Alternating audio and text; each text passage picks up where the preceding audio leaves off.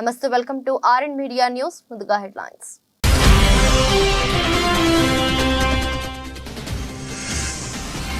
అస్సాంలోని Kaziranga national park ను సందర్శించిన ప్రధాని. ఏనుగుపై సఫారీ చేస్తూ పార్క్ విశిష్టతలు తెలుసుకున్న మోదీ.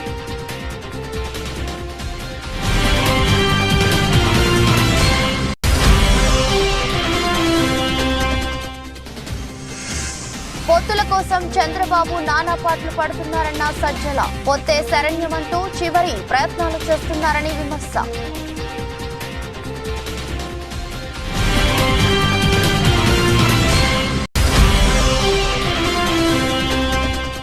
ఉద్యోగులకు వేతనాలు ఇవ్వడాన్ని నేను వ్యతిరేకిస్తున్నట్లు దుష్ప్రచారం చేస్తున్నారని మండిపడ్డ హరీష్ రావు. కొందరు కావాలని చేస్తున్న దుష్ప్రచారాన్ని ప్రభుత్వ ఉద్యోగులు అర్థం చేసుకోవాలని విజ్ఞప్తి.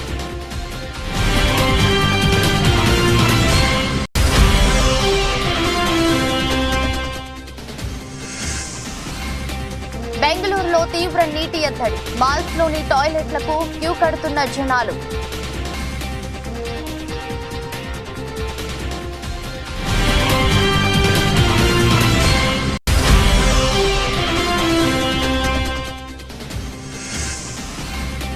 హైదరాబాద్ నగరంలో శబ్ద పరిమితులపై వివరాలు కోరిన హైకోర్టు. వెంటనే నివేదిక ఇవ్వాలని రాష్ట్ర సర్కార్కు ఆదేశం.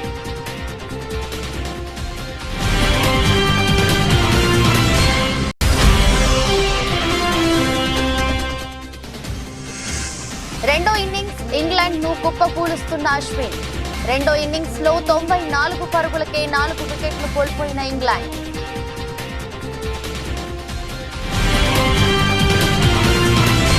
ప్రధానమంత్రి నరేంద్ర మోదీ ఈశాన్య రాష్ట్రం అసోం పర్యటనలో ఉన్నారు. శనివారం ఉదయం రాష్ట్రంలోని కాజీరంగా నేషనల్ పార్క్, టైగర్ రిజర్వ్లను ఆయన సందర్శించారు. ప్రపంచ వారసత్వ సంపదగా యునెస్కో గుర్తింపు పొందిన కాజీరంగా నేషనల్ పార్క్ లో ప్రధాని మోదీ ఏనుగుపై సఫారీ చేశారు.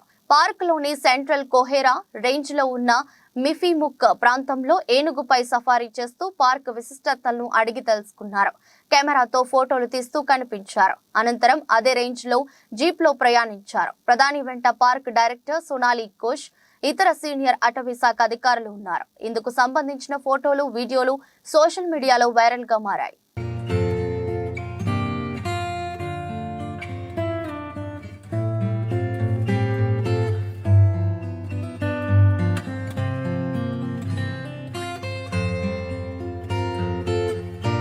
పొత్తుల కోసం చంద్రబాబు నానా పాటలు పడుతున్నారని ఏపీ ప్రభుత్వ సలహాదారులు సజ్జల రామకృష్ణారెడ్డి ఎద్దేవా చేశారు. చంద్రబాబు పాటలు చూస్తుంటే టీడీపీ ఎంత బలహీనంగా ఉందో, వైసీపీ ఎంత బలంగా ఉందో అర్థమవుతుందని అన్నారు. చంద్రబాబు పూర్తి నిరాశ, నిస్పృహలో ఉన్నారని, అంతా అయిపోయిందని చెప్పారు. పొత్తే శరణ్యమంటూ చివరి ప్రయత్నాలు చేస్తున్నారని, ఒకవైపు బీజేపీతో ప్రయత్నాలు చేస్తూనే ఇంకోవైపు కాంగ్రెస్ ను లైన్ లో పెట్టుకున్నారని చెప్పారు. ఎవరెన్ని ప్రయత్నాలు చేసినా, ఎన్ని పొత్తులు పెట్టుకున్నా వైసీపీ మాత్రం సింగిల్ గానే పోటీ చేస్తుందని చెప్పారు. వచ్చే ఎన్నికల్లో వైసీపీ ఘన విజయం సాధిస్తుందని, జగన్ రెండోసారి సీఎం అవుతారని ధీమా వ్యక్తం చేశారు. ఎన్నికల తర్వాత టీడీపీ, జనసేన పార్టీలు కనిపించకుండా పోతాయని చెప్పారు. చంద్రబాబు నాయుడు పవన్ కళ్యాణ్కు 40-50 ఇవ్వకపోతే ఆయన బలం ఇంతని ఊహించుకునే వాళ్ళు నిరాశపడుతున్నారు. అది బ్యాక్లాష్ వస్తుంది, అది కొడుతుంది. ఇది వాళ్ళు చేసుకున్నదే. ఆయనకు 24 ఇస్తే ఇంతేనా అని ఉంది. ఇప్పుడు ఆయన ముఖ్యమంత్రి అవుతాడు అనుకున్న వాళ్ళకు ఇంకా కాడనే దాంతో అర్థమైంది. ఆ రకంగా వాళ్ళు నిరాశపడినారు. ఈరోజు బీజేపీతో పెట్టుకుంటే వాళ్ళకి ఎన్ని వాళ్ళో తెలియదు. అన్నీ ఇచ్చినాక ఈయనకు మిగిలిన సీట్లు ఎన్నో, అప్పుడు ముఖ్యమంత్రి ఈయన ఎందుకు చేయాలని ఎవడన్నా అనుకుంటే దానికి ఏమవుతుందో అది కూడా తేలాల్సింది. యథావాత తనకున్న ఏదైతే మ్యానిపులేటివ్ స్కిల్స్ ఉన్నాయో దేన్నైనా తిమ్మిని బొమ్మిని చేయగలనే తనకున్న విశ్వాసం, ఆ దాంతో తను వ్యవహరించే తీరు, ఇది ఏదైనా సేవ్ చేస్తే కన్విన్స్ చేసుకొని తన నాయకత్వంలోని వీళ్ళందరినీ కూడగట్టుకొని ఎమ్మెల్యేలు ఎవరైనా సరే తన ఏదో రేపు కావాలని ఆయన ప్రయత్నం. కానీ మేము చెప్తున్నది ముందు నుంచి ఏదంటే మాదైతే ఒక ఆర్టికల్, ఒక ప్లాన్డ్ దీనిగా పద్ధతి ప్రకారము ఖచ్చితంగా ఒక డిసిప్లైన్డ్గా ఎగ్జామ్స్కి ప్రిపేర్ అయ్యే స్టూడెంట్ లాగా మాది నడిచింది. ఈరోజు అన్నిటికీ సిద్ధంగా సర్వసన్నద్ధంగా ఉన్నాం రేపు వచ్చే నెలలో జరగబోయే ఎన్నికలకు. వాళ్ళదేమో ఈరోజు ఇంకా మొదలే కానీ ప్రిపరేషన్ మొదలు కానీ లాస్ట్ మినిట్లో చదవాలనో లేదంటే కాపీలు కొట్టేటోట్ల గట్టెక్కచ్చిన స్టూడెంట్ లాగా వాళ్ళది ఉంది. ఇంక వాళ్ళది చూడాల్సింది వాళ్ళది, మీరు రాసుకోవాల్సింది వాళ్ళ న్యూస్ ఎక్కువ వస్తుంటుంది. రోజు వాళ్ళ టికెట్ల పంచాయతీ కానీ, సీట్ల పంపకాలు కానీ, దాని అభ్యర్థుల ఎంపిక కానీ, అసలు అభ్యర్థులే లేని ఇవి ఉన్నాయి. అలాగే అభ్యర్థులు వాళ్ళు పెడితే యువతలు ఎవరు తిరుగుబాటు చేయడం ఉండొచ్చు. ఈ రకరకాలంతా మీకు వార్తలు అక్కడ దొరుకుతాయి. ఇదంతా చేస్తే నెల రోజులు కూడా టైం లేదు. లెటర్సీ అదంతా ఎట్లా ఎండ్ అవుతుందో, ఎట్లా ఇది అవుతుంది అనేది వాళ్ళ వైపు అంతా ఆసక్తికరంగా అక్కడే ఉంది కదా. లెటర్సీ దట్. మాజీ ఎంపీ సీతారాం నాయక్ ఇంటికి విచ్చేసిన కేంద్ర మంత్రి కిషన్ రెడ్డి. సీతారాం నాయక్ ను బీజేపీలోకి ఆహ్వానించిన కిషన్ రెడ్డి ములుగులో గిరిజన యూనివర్సిటీ ప్రారంభించడం సంతోషదాయకం. గత బీఆర్ఎస్ ప్రభుత్వం గిరిజనులకు అన్యాయం చేసింది. యూనివర్సిటీకి భూమి ఇవ్వటంలో కూడా గత ప్రభుత్వం జాప్యం చేసింది. కొత్తగా ఏర్పడిన ప్రభుత్వం యూనివర్సిటీ కోసం 50 ఎకరాలు ఇవ్వాలి. గిరిజన యూనివర్సిటీ కృషి చేసిన సీతారాం నాయక్ మర్యాదపూర్వకంగా కలిశాను. రామప్ప దేవాలయానికి 60 కోట్లతో అభివృద్ధి చేశాం. పార్లమెంటులో గిరిజన యూనివర్సిటీ 10% పెంచాలని, రిజర్వేషన్లు పెంచాలని సీతారాం నాయక్ పోరాటం చేశారు. మంచి వాళ్ళు ఉన్నటువంటి వాళ్ళు ఎవరైనా సరే ఈ దేశం కోసం, సమాజం కోసం ఆలోచించుకున్న అందరూ కూడా భారతీయ జనతా పార్టీలో చేర్చుకోవాలని పాలసీ. కాబట్టి తప్పకుండా నేను వాడు వస్తే ఆ సంతోషంగా చేర్చుకుంటాను. చెప్పాను, ఇద్దరు చెప్తాను.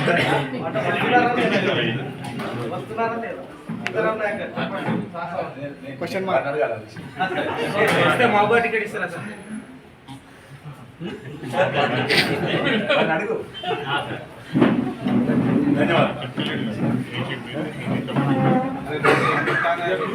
కర్ణాటక రాజధాని బెంగళూరులోని ప్రజలను తీవ్ర నీటి ఎద్దడి వేధిస్తుంది. తీవ్రమైన నీటి సంక్షోభం కారణంగా గేటెడ్ కమ్యూనిస్టులో నివసించే ప్రజలు కూడా నీరు లేక అవసరాల కోసం వాష్రూమ్లను ఉపయోగించడానికి సమీపంలోని మాల్స్ కు వెళ్తున్నారని అక్కడి ఓ నివాసితుడు తెలిపారు. స్థానాల కోసం అయితే ఏకంగా జిమ్లకు వెళ్తున్నారని ఆ వ్యక్తి పేర్కొన్నాడు. సోషల్ మీడియా వెబ్సైట్ రెడిట్ ద్వారా తాము ఎదుర్కొంటున్న నీటి సమస్యను ఆ నివాసి తెలియజేశాడు. ప్రెస్టీజ్ ఫాల్కన్ సిటీలోని ఒక ఫ్లాట్ లో నివాసం ఉంటున్నట్లు పేర్కొన్న ఆ వ్యక్తి తమకు నెల మొత్తం కూడా చుక్క నీరు రావడం లేదని వాపోయాడు. కొంతమంది ఏకంగా జిమ్లకు ఒక జత బట్టలు, టవల్తో స్నానం చేసి తిరిగి వస్తున్నారు అని చెప్పాడు. నగరంలో ట్యాంకర్ వాటర్ పై ఆధారపడి ఎట్టి పరిస్థితుల్లో ఫ్లాట్లను కొనవద్దని అతడు ప్రజలను కోరాడు. ಏನಾಗಿದೆ?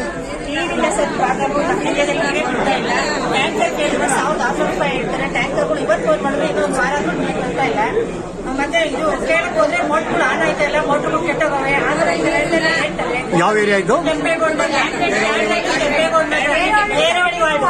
ಕೆಂಗೇರಿ ತಾನೆ ಅದು. Unfortunately, the state government had all information available with them. Experts had warned the government. Geologists, meteorologists, officials in the government had all indicated to the government that the monsoons will be failed. There is a severe water crisis that Bengaluru is staring at. Despite these warnings, the government did not take any action preemptively. Today, the drinking water crisis in the city has become severe. Over and above what was required, did not protect the interests of drinking water of Bengaluru, but supplied Kaveri water to Tamil Nadu. This has also added to the problem. So, we are very clear, if in another week's time, the government does not supply through water tankers, through borewells and through other means, drinking water to the stressed areas in the city, Bharatiya Janata Party will stage a massive protest in front of Vidhan Saudha and wake up the Chief Minister and the Deputy Chief Minister and demand them to finally wake up and do their duties. బేతంచెర్లలోని గోరుమాన కొండ గ్రామంలో 26 కోట్లతో polytechnic కళాశాల నిర్మాణం కోసం మంత్రి బుగ్గన రాజేంద్రనాథ్ దానికి సంబంధించిన pylon ను ఆవిష్కరించారు. అనంతరం పాలిటెక్నిక్ కళాశాల విద్యార్థులతో మంత్రి బుగ్గన ముచ్చటించారు. వెనుకబడిన ప్రాంతంలో సకల సదుపాయాలు, అత్యాధునిక వస్తువులతో ఇంత గొప్ప విద్యాలయాలు నిర్మించిన మంత్రి బుగ్గన కృషికి విద్యార్థులు రూప, రజనీప్రియ, జగదీష్ కృతజ్ఞతలు తెలిపారు. ఆర్థిక శాఖ మంత్రి బుగ్గన రాజేంద్రనాథ్ చొరవతో వెల్దుర్తి మండలంలోని పాలుట్ల రంగస్వామి ఆలయ అభివృద్ధికి మంత్రి బుగ్గన రాజేంద్రనాథ్ చొరవతో ముందడుగు వేశారని, రంగస్వామి ఆలయ అభివృద్ధి పనులకు సంబంధించి మంత్రి బుగ్గన భూమి పూజ చేశారని తెలిపారు.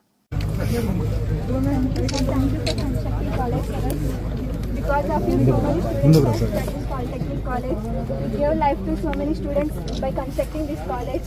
Thank you, sir. We are always grateful for you for constructing this college. Thank you, sir. Lakshmi Priya, sir. ఇక్కడ బేదంచల్నేనా ఎవరు కూర్చున్నా Venkateshwar Reddy. ముందుగా మీకు నా తరపు నుండి నేను చాలా కృతజ్ఞతలు సార్. ఎందుకంటే నాది లోన్ సార్. సిఎంఈ కోర్స్ కోసం కడపకి వెళ్ళి చదవాల్సి వచ్చింది సార్. కానీ సిఎంఈ కన్నా అడ్వాన్స్డ్ కోర్స్ని ఇక్కడ పెట్టి చాలా మంది స్టూడెంట్స్కి హెల్ప్ చేస్తున్నారు సార్. అంతేకాకుండా డోన్లో చాలా డెవలప్మెంట్ చేశారు సార్. కలెక్టర్ ఆఫీస్కి పోల్చినట్టు మున్సిపల్ ఆఫీస్ని కన్స్ట్రక్ట్ చేశారు. ఇండోర్ స్టేడియంని తగ్గించి ఎంతో హెల్ప్ చేసి చాలా డెవలప్మెంట్ చేశారు సార్.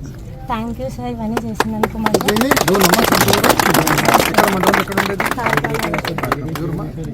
ఎవరు కూతురుమ్మా మల్లికార్జున ఫ్యాకల్టీతో పాటు చాలా చక్కగా మీరు ఉత్తీర్ణులు కావాలనే ఉద్దేశంతో ఇంత బ్యూటిఫుల్ క్యాంపస్ కడుతుండేది అనమాట. We are always grateful for దాని you. తర్వాత మీరు స్పోర్ట్స్ కూడా పెట్టండి పిల్లలకు లోకల్ ఆర్ఎంపీ సార్ ఇక్కడ కాలేజీ తిరుపతి జయది సార్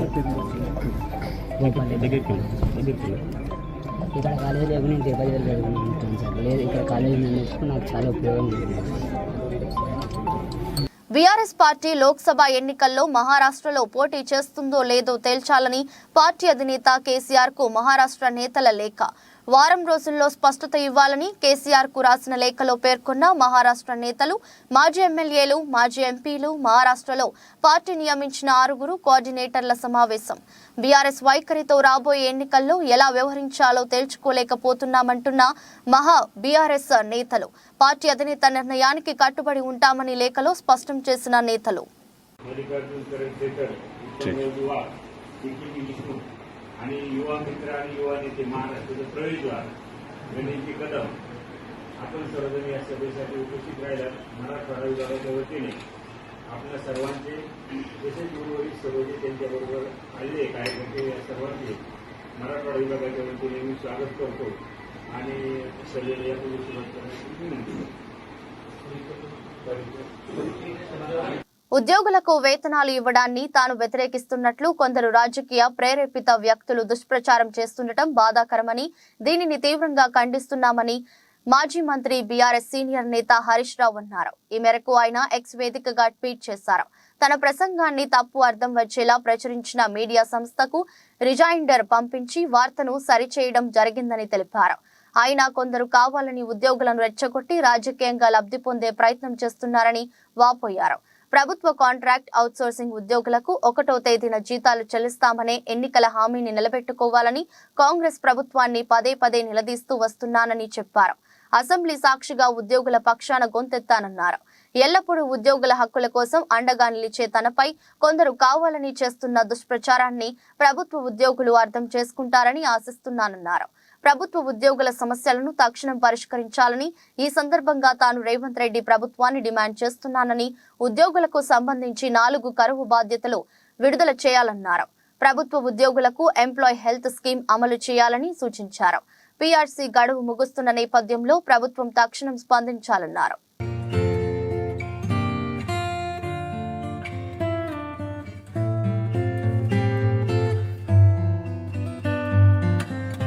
అధికార వికేంద్రీకరణ ద్వారా పౌర సేవలు సులభతరం చేసేందుకే ముఖ్యమంత్రి వైఎస్ జగన్మోహన్ రెడ్డి నేతృత్వంలో వైసీపీ సర్కార్ గ్రామ స్థాయిలో సచివాలయ వ్యవస్థలకు శ్రీకారం చుట్టిందని ఏపీ శాసనసభాపతి తమ్మినేని సీతారాం పేర్కొన్నారు. బూర్జ మండలం పెద్దపేట గ్రామంలో గ్రామ సచివాలయాన్ని, రైతు భరోసా కేంద్రాన్ని స్పీకర్ ప్రారంభించారు. ఆ పంచాయతీ పరిధిలోను జగన్నాథపురం గ్రామంలో సుమారు 41 లక్షల నిధులతో జలజీవన్ మిషన్ ద్వారా ఇంటింటికి మంచినీటి కాలేజ్ శంకుస్థాపన మరియు గడప గడపకు మన ప్రభుత్వం 10 లక్షల నిధులతో పనులు పూర్తి చేసిన సీసీ రోడ్లు ప్రారంభించారు.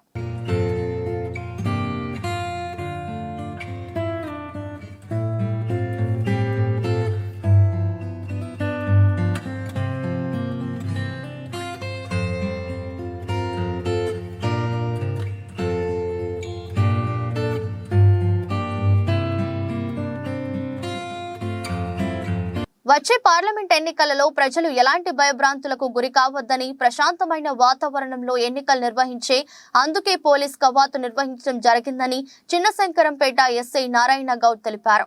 వచ్చే పార్లమెంట్ ఎన్నికలను దృష్టిలో పెట్టుకుని చిన్నశంకరంపేట మండలంలోని సూరారం, గవ్వలపల్లి, ఎస్ కొండాపూర్ తో పాటు చిన్నశంకరంపేట మండల కేంద్రంలో పోలీస్ కవాతు నిర్వహించారు.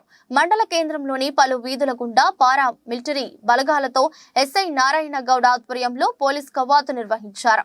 అనంతరం ఎస్ఐ నారాయణ గౌడ్ మాట్లాడుతూ ప్రజలు ప్రశాంతమైన వాతావరణంలో తమ ఓటు హక్కును వినియోగించుకోవాలని తెలిపారు.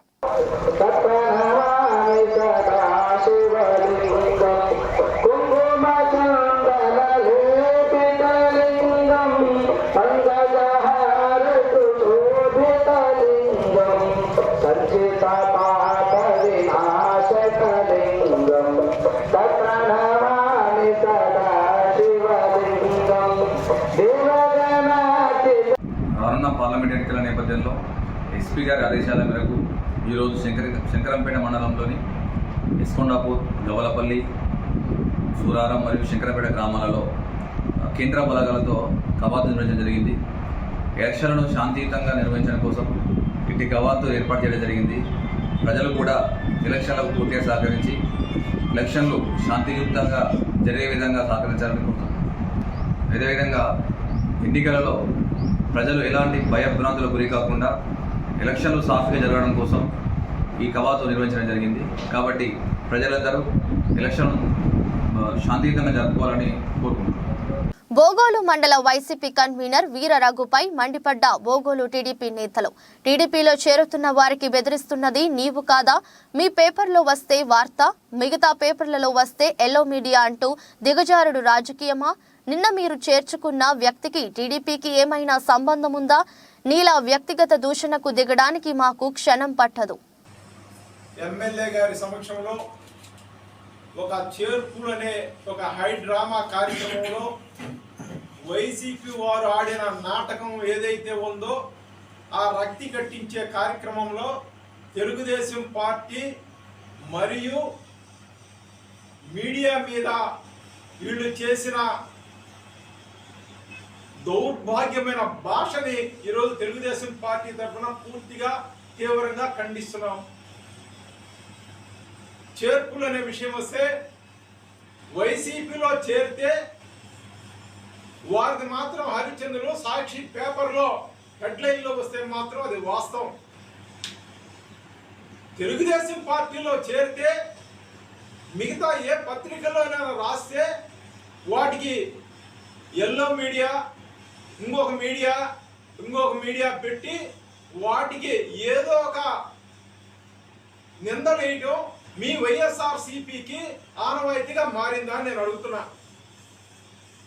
మీరు ఒక బోగోలు మండలంలోనే మీకు నేను సమాధానం మీ ద్వారా నేను అడుగుతున్నా.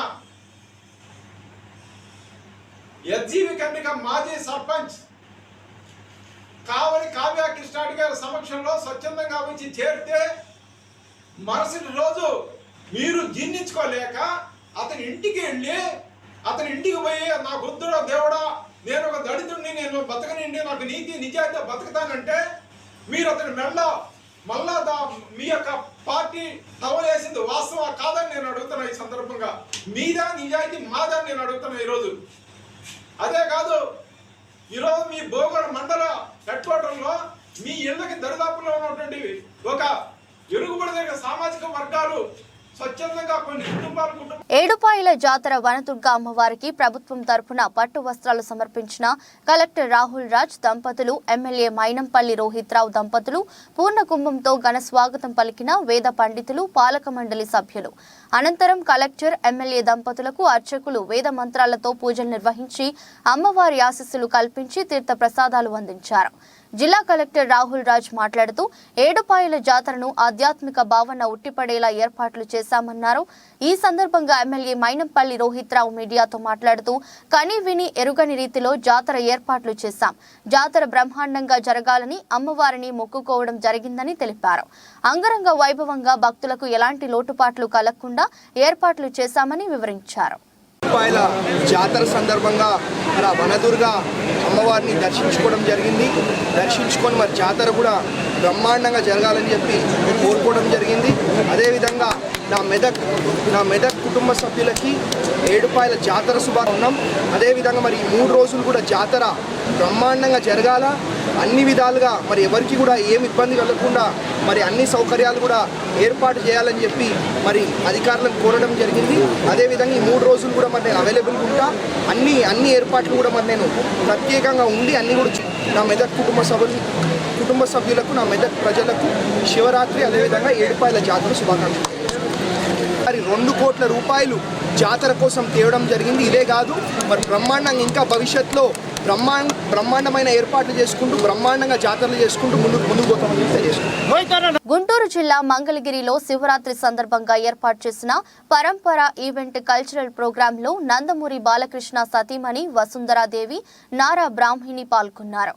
ఈ శివరాత్రి పండుగను మంగళగిరి ప్రజల సమక్షంలో జరుపుకుంటున్నందుకు చాలా ఆనందంగా ఉందని మహిళలందరికీ మహిళా దినోత్సవ శుభాకాంక్షలు తెలిపిన శ్రీమతి నారా బ్రాహ్మిణి శివరాత్రి పర్వదినం రోజే మహిళా దినోత్సవం జరుపుకోవడం చాలా సంతోషంగా ఉందని నారా బ్రాహ్మిణి తెలిపారు. నా ప్రియమైన మంగళగిరి ప్రజలందరికీ మహాశివరాత్రి శుభాకాంక్షలు. అంతేకాకుండా ఇక్కడ ఎంతో మంది మహిళలను చూశాను. మీరందరూ చాలా ఉత్సాహంగా ఈ ప్రోగ్రామ్ ని చూడడానికి వచ్చారు. ఇక్కడున్న మహిళలందరికీ మహిళా దినోత్సవ శుభాకాంక్షలు కూడా. శివరాత్రి వేడుకలు మరియు మహిళా దినోత్సవం ఒకటే రోజు జరుపుకోవటం చాలా గొప్ప విషయం. ఎందుకంటే శివుడు మహిళలకి చాలా ప్రాధాన్యత ఇచ్చే దేవుడు. మనం చూసుకుంటే శివుడు పార్వతీదేవిని కూడా తనతో చాలా సమానంగా చూసుకుంటారు. అదే కాకుండా శివపార్వతులు శారీరకంగా ఒకటే అయ్యారు. అందుకే శివరాత్రి మరియు మహిళా దినోత్సవం ఒకటే రోజు జరుపుకోవటం నాకు చాలా ఆనందంగా ఉంది. అది కూడా మన మంగళగిరిలో, మన లోకేష్ గారి మంగళగిరిలో జరుపుకోవటం నా అదృష్టంగా భావిస్తున్నాను. ఈ పవిత్రమైన దినమున మన శివ పార్వతుల పవిత్రమైన నృత్య ప్రదర్శన చూడటం నేను నా అదృష్టంగా భావిస్తున్నాను, మనందరి అదృష్టంగా భావిస్తున్నాను. అదే కాకుండా సుమిత్ర గారు చెప్పారు, మన భారతదేశపు సంస్కృతి ఎంతో గొప్పది, ఎంతో బలమైనది. కానీ రోజు రోజుకి చాలా మంది మన సంస్కృతి గురించి, మన కళల గురించి మర్చిపోతున్నారు. నేను చాలా అదృష్టవంతురాలుగా పెరిగాను. నేను చిన్నప్పుడు నాన్నగారితో పాటు మా తాతగారు, మీ అందరి అన్నగారు నందమూరి తారక రామారావు గారి సినిమాలు చూస్తూ మన సంస్కృతి గురించి, మన పౌరాణికాల గురించి ఎంతో కొంత నేర్చుకున్నాను.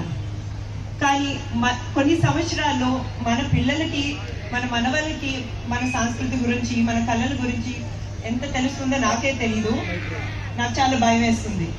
రాజానగరం నియోజకవర్గంలో మహాశివరాత్రి పర్వదినం సందర్భంగా శివాలయాలు భక్తులతో కిటకిటలాడాయి.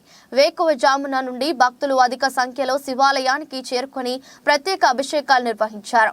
రాజానగరం శాసనసభ్యులు జక్కంపూడి రాజా సీతానగరం గ్రామంలో మహాశివరాత్రి సందర్భంగా శివాలయాన్ని దర్శించి ప్రత్యేక పూజలు నిర్వహించారు. అనంతరం సీతానగరం గ్రామంలో ఉన్న కృష్ణాలయం మరియు రామాలయంను సందర్శించి ప్రత్యేక పూజలు నిర్వహించారు. చంద్రమస ఆయతనం వేద భవే చంద్రమస ఆయతన ఏవం వేద ఆయతనం వేద ఆయతనవాన్ భవతి నక్షత్రాని వా మజ్జుయమ్మ బాబు మజ్జుయమ్మ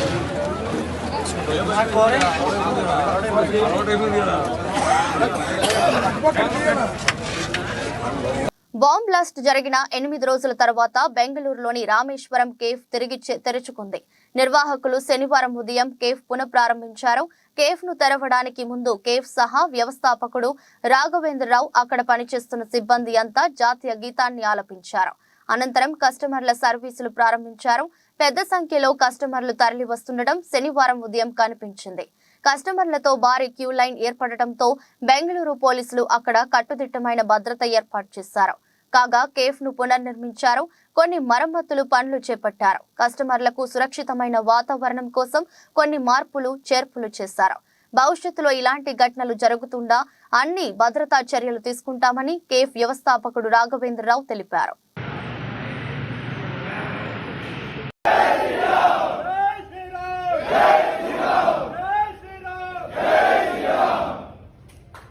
హైదరాబాద్ నగరంలో శబ్ద పరిమితులపై జారీ చేసిన సర్క్యులర్, దాని అమలు తీరుపై వివరాలు ఇవ్వాలని తెలంగాణ రాష్ట్ర ప్రభుత్వాన్ని హైకోర్టు కోరింది.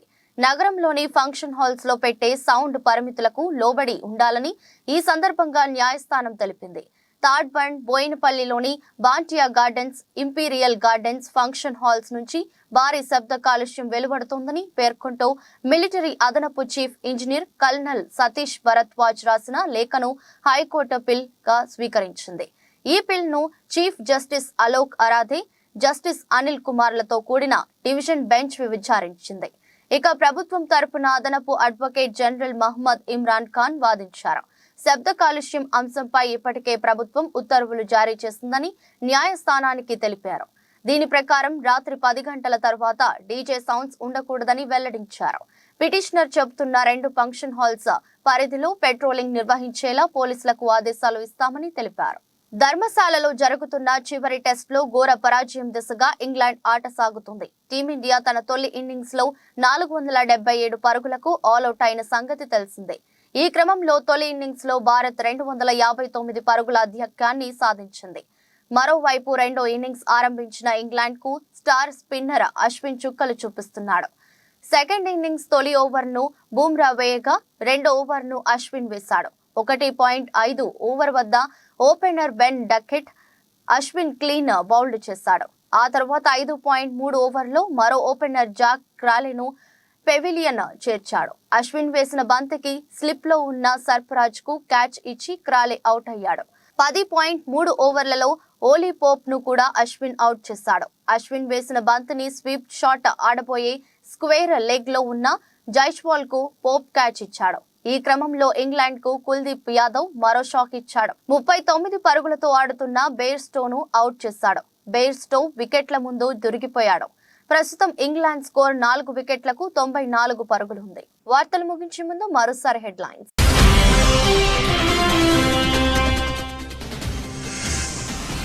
అస్సాంలోని కజిరంగా నేషనల్ పార్క్ ను సందర్శించిన ప్రధాని, ఏనుగుపై సఫారీ చేస్తూ పార్క్ విశిష్టతలు తెలుసుకున్న మోదీ.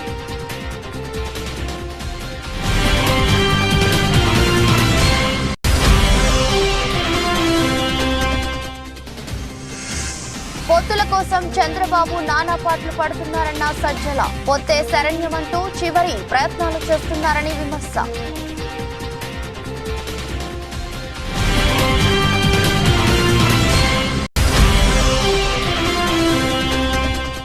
ఉద్యోగులకు వేతనాలు ఇవ్వడాన్ని నేను వ్యతిరేకిస్తున్నట్లు దుష్ప్రచారం చేస్తున్నారని మండిపడ్డ హరీష్ రావు. కొందరు కావాలని చేస్తున్న దుష్ప్రచారాన్ని ప్రభుత్వ ఉద్యోగులు అర్థం చేసుకోవాలని విజ్ఞప్తి.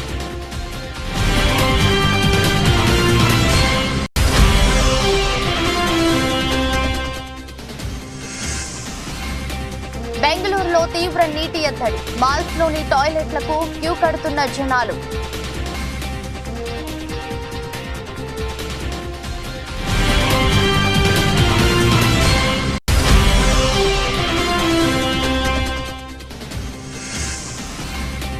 హైదరాబాద్ నగరంలో శబ్ద పరిమితులపై వివరాలు కోరిన హైకోర్టు, వెంటనే నివేదిక ఇవ్వాలని రాష్ట్ర సర్కార్కు ఆదేశం.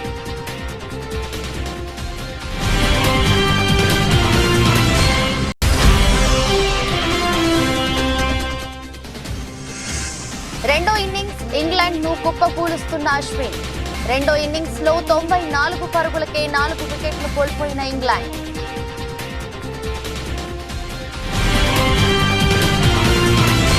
ఇది రోజు బులెటిన్. మరో బులెటిన్ లో మళ్ళీ కలుద్దాం. అంతవరకు సెలవు, నమస్కారం.